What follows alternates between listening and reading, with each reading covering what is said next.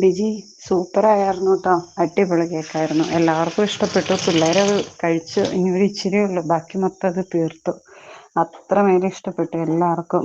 Over മധുരമില്ല. എന്നാൽ പാകത്തിന് മധുരവും പാകത്തിന് ഇതും. അവൾക്കാണെങ്കിൽ അതിൻ്റെ കളറും ഇഷ്ടപ്പെട്ടു. എല്ലാവർക്കും ഇഷ്ടപ്പെട്ടു ട്ടോ. ഭയങ്കരമായിട്ട് ഇഷ്ടപ്പെട്ടു. അവൾ ആ വാനിലയാന്ന് പറഞ്ഞപ്പോൾ തന്നെ അവൾ കിടന്ന് തുള്ളുവാ.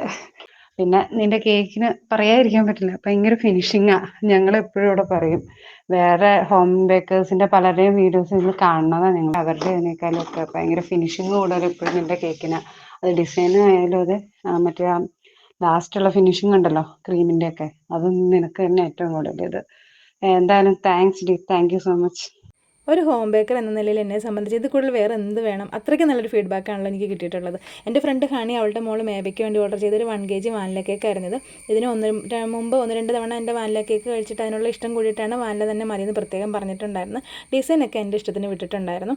ഞാൻ പിൻട്രസ്റ്റിൽ നിന്നൊരു പിങ്ക് ആൻഡ് വൈറ്റ് കോമ്പിനേഷൻ ഒരു കേക്ക് മോഡൽ എടുത്തിട്ടാണ് ചെയ്തിട്ടുണ്ടായിരുന്നത്. പക്ഷേ ഞാൻ കളർ മാറ്റി ചെയ്തു. മോളുടെ ഡ്രസ്സ് കണ്ടപ്പോൾ എനിക്ക് തോന്നി പിങ്ക് തന്നെ ചെയ്യാമായിരുന്നു. പക്ഷേ അവർക്കൊരു വിഷമം ഉണ്ടായിരുന്നില്ല കേട്ടോ. അവർക്ക് നന്നായിട്ട് ഇഷ്ടപ്പെട്ടിട്ടുണ്ടായിരുന്നു. അപ്പോൾ നിങ്ങൾക്ക് ഇഷ്ടപ്പെട്ട് കഴിഞ്ഞാൽ ലൈക്കും കമൻറ്റും ഒക്കെ ചെയ്ത് ഒന്ന് സപ്പോർട്ട് ചെയ്യാൻ മറക്കല്ലേ. താങ്ക്